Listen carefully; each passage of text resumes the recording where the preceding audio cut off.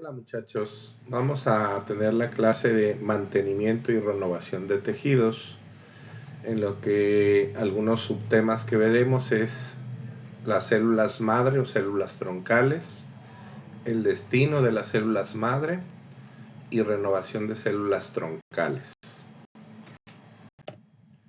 Entonces, comenzando con esto, vemos que hay niveles de organización en los seres vivos.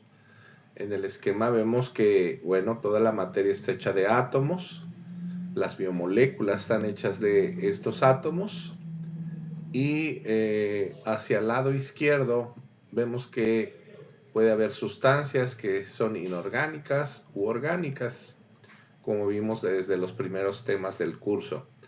Y en las orgánicas, pues las biomoléculas de importancia que vimos son los hidratos de carbono, los lípidos, las proteínas y los ácidos nucleicos. En cuanto al lado derecho del esquema, tenemos que estas biomoléculas pues se agrupan para formar las células.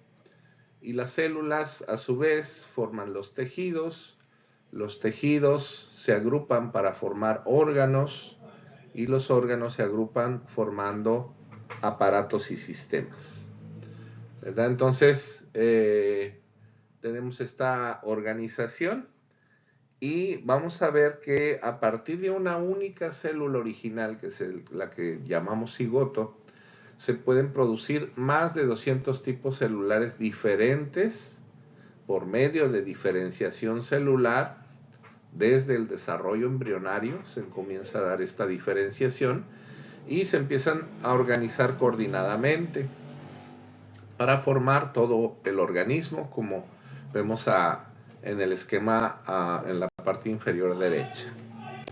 Bien, entonces los tejidos necesitan repararse y renovarse porque hay desgaste, células mueren, hay daños tal vez y pues necesitan tener la capacidad de reparación y renovación.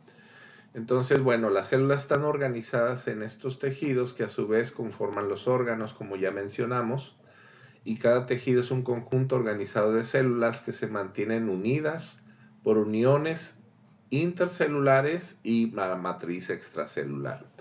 Esos son temas que ya cubrimos, lo de las uniones celulares y también el de matriz extracelular. Entonces, vemos que las células pues van muriendo y deben ser reemplazadas por nuevas células.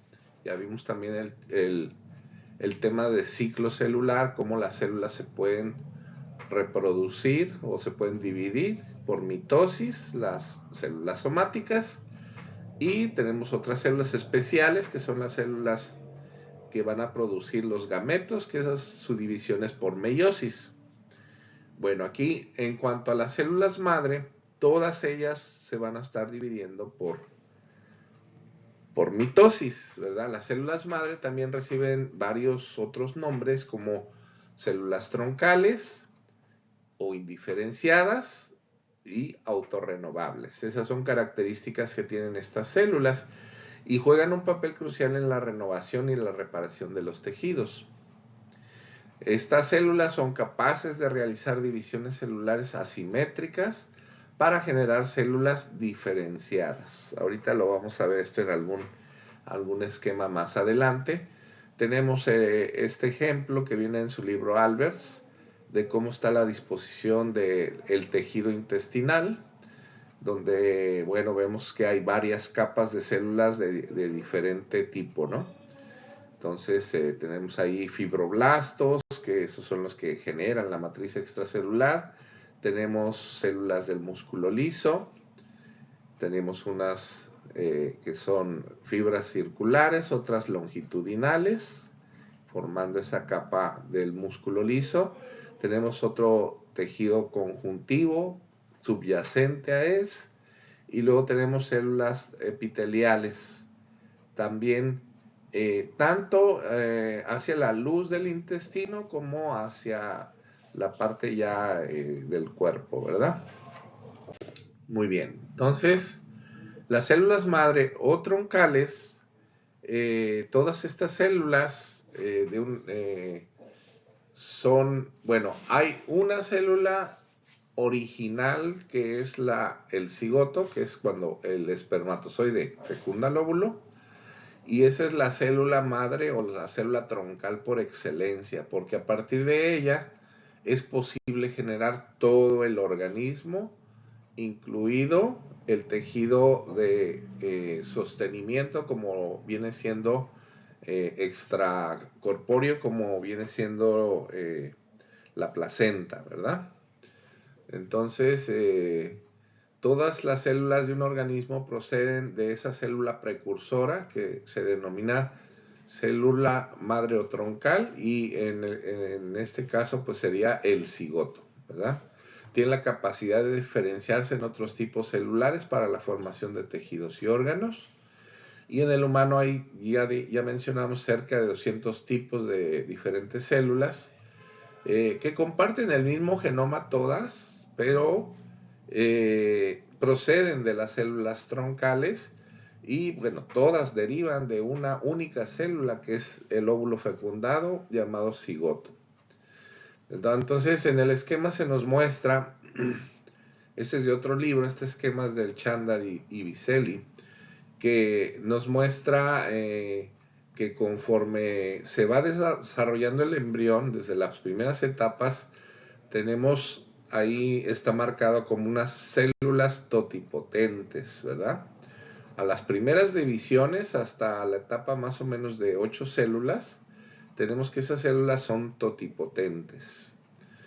Después, cuando ya empieza a haber cierta diferenciación en la etapa blastocisto, pues ya vemos que hay 3 capas principales, que es el ectodermo, el mesodermo y el endodermo, capa interna, capa media y capa externa, ¿verdad? Entonces, a partir de esas 3 capas, vemos como en este esquema se ejemplifica. A partir de cada una de esas capas van a surgir diferentes tipos celulares por medio de la diferenciación celular, ¿verdad? Entonces, bueno, hasta ahí tenemos que son las células que se llaman embrionarias, ¿verdad? Entonces tenemos en las células embrionarias, podemos tener células totipotentes, las primeras divisiones, hasta cuando ya estamos en blastocisto, esas ya son pluripotentes. Quiere decir que ya perdieron cierta plasticidad, cierta capacidad de producir otros tipos celulares. Por ejemplo, ya esa etapa pluripotente, ya a partir de una célula no se podría generar todo un organismo, debido a que ya son incapaces de generar la placenta. Lo que sí es capaz de desarrollar pues las células, el cigoto y las primeras etapas de división de 4, 6, de 4, perdón, se van dividiendo, se van multiplicando por 2 en cada división. Entonces primero tenemos que el cigoto se divide en 2, luego esas 2 en 4, las 4 en 8, luego 16 y ahí va creciendo, ¿no? La masa celular. Bien, entonces continuando, vamos a ver la siguiente diapositiva.